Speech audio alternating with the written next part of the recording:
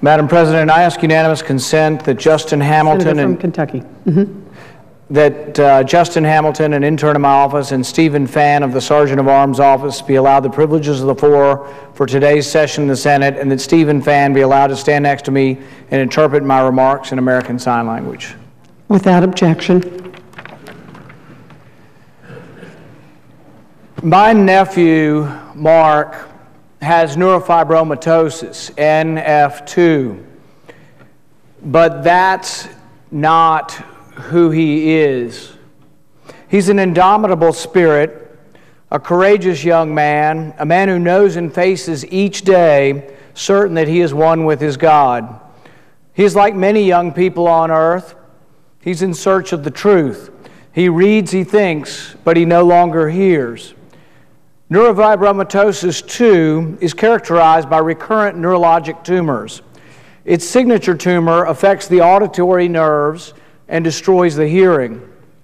Its relentless course eventually takes all the hearing. I've never heard Mark complain. While my signing is only rudimentary, most of his immediate family are proficient, and at Christmas dinner for 40 family members, nearly everyone is trying to learn some signing. The grandkids sing, "Happy Birthday, Jesus." I'm so glad you came. The whole family is learning to communicate with their hands. I mostly like to learn the insults so I can taunt Mark on the golf course. I can't use most of the signs that he taught me on the Senate floor. I don't know this for certain, but I think the 7 words that George Carlin said you can't say on TV, I think you can't sign on TV either. I love the way the names for people in sign language are created only by the deaf. Mark's mother, Lori, is L to the ear because she's on the phone all the time. My wife, Kelly, is K sweet. My middle son, Duncan, is D in a hoop because he likes basketball. Neurofibromatosis is a rare disease. Some call it an orphan disease. Orphan diseases face certain obstacles that other diseases do not. Money is typically allocated to research based on how prevalent a disease is. For rare diseases, the resources are likewise rare. In order for investors in a cure for neurofibromatosis too, regulatory obstacles need to be cleared. We need to allow foreign drug studies to be accepted in the United States and not repeated. We need to have speedy approval of drugs that are already being used by the general population in other countries.